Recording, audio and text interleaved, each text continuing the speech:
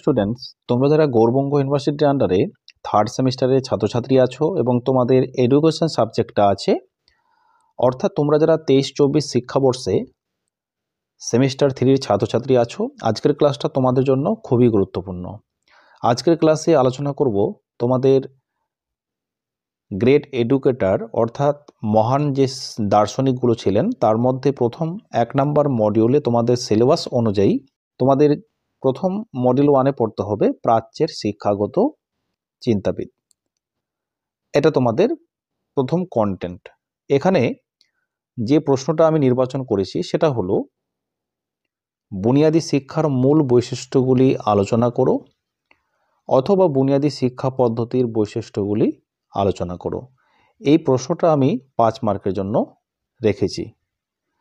তো তোমরা প্রথম থেকে ক্লাসটা মনোযোগ সহকারে দেখতে থাকো এবং চ্যানেলে নতুন হলে এমআর এডুকেশন চ্যানেলটাকে সাবস্ক্রাইব করে রাখো।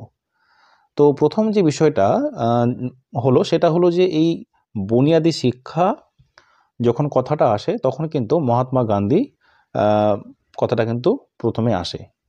অর্থাৎ এই মহাত্মা গান্ধী ছিলেন একজন মহান নেতা, তার পাশাপাশি তিনি ছিলেন দার্শনিক এবং তিনি সততা অর্থাৎ রাজনৈতিক সংস্কারক এবং তিনি ছিলেন অহিংসার দূত, অর্থাৎ সত্যই হলো ঈশ্বর এবং ঈশ্বরই হলো সত্য। তিনি কিন্তু এটাতে কিন্তু বিশ্বাস ছিলেন, অর্থাৎ সত্যের উপরে আর কোনো বস্তু হতে পারে না। অর্থাৎ তিনি এই সত্যই হলো ঈশ্বর এবং ঈশ্বরই হলো সত্য, এই ধর্মের উপরে তিনি কিন্তু বিশ্বাসী। তাই তিনি রাজনীতিক এবং সমাজসেবা তো ছিলেনই, তার পাশাপাশি তিনি কিন্তু এই আধ্যাত্মিক বা দার্শনিক কিন্তু অনেক কিছু তিনি কিন্তু গবেষণা করেছেন এবং তিনি এমনও বলেছেন যে মানুষের সার্বিক উন্নতি করার জন্য মানুষের যদি সার্বিক উন্নতি করতে হয় তাহলে সর্বপ্রথম শিশুর হাত, মন ও মাথার প্রশিক্ষণ করা প্রয়োজন। অর্থাৎ একজন শিশুকে তার বিকাশের পাশাপাশি পূর্ণাঙ্গ বিকাশটাও তাকে দিতে হবে। অর্থাৎ একজন শিশু শিখবে তার চাহিদা অনুযায়ী, তার সামর্থ্য অনুযায়ী, এবং তিনি এই সংরক্ষণগুলো তার এই চরিত্র গঠনের মধ্য দিয়ে তিনি কিন্তু তুলে ধরেছেন। তো আমরা জেনে নেব প্রতিটা টপিক, আমি তোমাদেরকে স্বচ্ছভাবে তোমাদের একটা ধারণা দিয়ে দেবো। তো অ্যান্সারটা দেখো, এখানে বলা হচ্ছে যে বুনিয়াদী শিক্ষা পদ্ধতি গান্ধীজির ওয়ার্ধা পরিকল্পনার মূল নীতির উপর প্রতিষ্ঠিত। এই শিক্ষা পদ্ধতিতে শিক্ষার্থীর সক্রিয়তার উপর গুরুত্ব দেওয়া হয়েছে। উপরোক্ত আলোচনা থেকে এর বেশি কিছু বৈশিষ্ট্য পাওয়া যায়, সেগুলো হলো সময়কাল। এই শিক্ষার সময়কাল মূলত 8 বছর। ওয়ার্ধা পরিকল্পনাতে এই সময়কালের কথা বলা হয়েছে। পরবর্তীকালে খের কমিটির সুপারিশ অনুযায়ী এই শিক্ষাকাল আরও 1 বছর বাড়ানো হয়। তারপরে উৎপাদনাত্মক কাজ, অর্থাৎ বুনিয়াদী শিক্ষায় উৎপাদনাত্মক কাজের মাধ্যমে শিক্ষা দেওয়ার ব্যবস্থা করা হয়েছে। তারপরে নেক্সটটা হচ্ছে অবৈতনিক শিক্ষাকে বুনিয়াদী শিক্ষাকে অবৈতনিক করা হয়েছে এবং বুনিয়াদী শিক্ষা ব্যবস্থায় ভাববাদ, প্রকৃতিবাদ ও প্রয়োগবাদের অপূর্ব সমন্বয় ঘটেছে। তারপরে মাতৃভাষা, অর্থাৎ একজন শিশু যে ভাষায় কথা বলতে চায় বা যে ভাষায় সে তার অভ্যেস রাখতে চায়, সেরকম গান্ধীজি মাতৃভাষাকে শিক্ষার মাধ্যম হিসেবে গ্রহণ করার কথা বলেছেন, কারণ মাতৃভাষার মাধ্যমে শিশুর চিন্তা শক্তি, ভাবের বিকাশ পরিপূর্ণতা লাভ করে।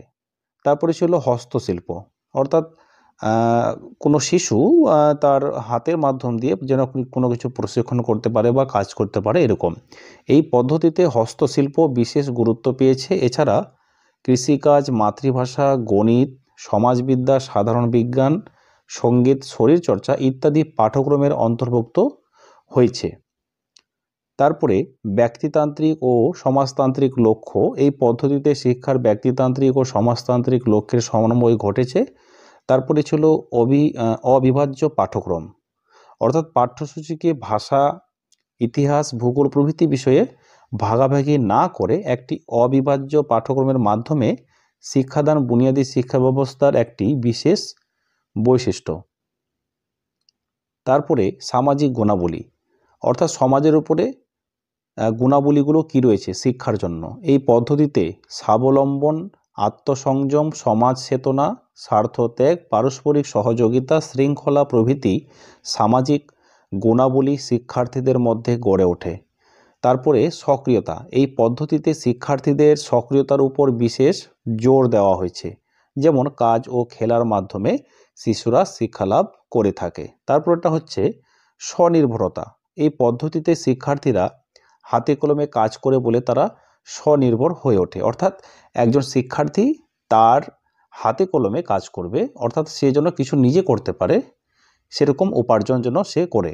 তারপর হচ্ছে অনুবন্ধতা, অর্থাৎ এই পদ্ধতিতে হস্তশিল্পকে অনুবন্ধন হিসেবে গ্রহণ করা করে বিভিন্ন বিষয়ের সঙ্গে যোগাযোগ স্থাপনের কথা বলা হয়েছে, যেমন সুতা কাটা, কৃষিকাজ, সেলাই, এগুলো কিন্তু অনুবন্ধতা, এগুলোকে অনুবন্ধতা বলা হয়। তারপরে হচ্ছে গঠনিক বৈশিষ্ট্য, বুনিয়াদী শিক্ষাকে দুটি স্তরে ভাগ করা হয়েছে। এক নম্বর হচ্ছে নিম্ন বুনিয়াদী, যেটা 6 থেকে 10 বছর পর্যন্ত, আর 2 নম্বরটা হচ্ছে উচ্চ বুনিয়াদী, 11 থেকে 14 বছর পর্যন্ত।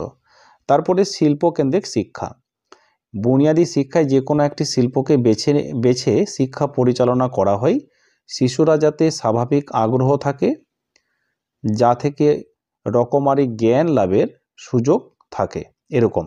তারপরে সবশেষে বলা যায় যে বুনিয়াদী শিক্ষা পদ্ধতিতে শ্রমের প্রতি পূর্ণ মর্যাদা দেওয়ার ফলে শিশুর মন থেকে কর্মবিমুখতা দূর হয়। তারপরে কাজের মধ্য দিয়ে শিক্ষা দেওয়ার ফলে তারা আনন্দ পায়। মহাত্মা গান্ধী ভারতের প্রধান মুক্তিযোদ্ধা ও সমাজ সংস্কারক হিসেবে পরিচিত। তাছাড়াও ভারতবাসী তথা বিশ্ববাসীর চোখে একজন শিক্ষা দার্শনিক এবং শিক্ষা সংস্কারক হিসেবে তিনি সমধিক পরিচিত। তার বুনিয়াদী শিক্ষা পদ্ধতিও শিক্ষাক্ষেত্রে গুরুত্বপূর্ণ ভূমিকা পালন করেছে। আরেকটি বিষয়, তোমরা যারা অনলাইন ক্লাসে অ্যাডমিশন নিতে ইচ্ছুক আছো তাহলে 7001748202 এই নম্বরে যোগাযোগ করে তোমরা অ্যাডমিশনটা নিয়ে নিতে পারো। এখানে সপ্তাহে 2 দিন করে অনলাইন ক্লাস হয় এবং ক্লাস শেষে তোমাদের স্টাডি মেটেরিয়ালটা দিয়ে দেওয়া হয়। আর তোমাদের এখানে কনসেপ্ট ওয়াইজ তোমাদেরকে প্রতিটি টপিক ধরে বোঝানো হয়। আর সপ্তাহে 2 দিন করে, অর্থাৎ 2 সপ্তাহ পর একটি করে মক টেস্টের ব্যবস্থাও রয়েছে। তোমরা যারা ইচ্ছুক আছো তাহলে এই নম্বরে অ্যাডমিশনটা নিয়ে নিতে পারো। থ্যাংকস ফর ওয়াচিং, দেখা হবে পরের ভিডিও।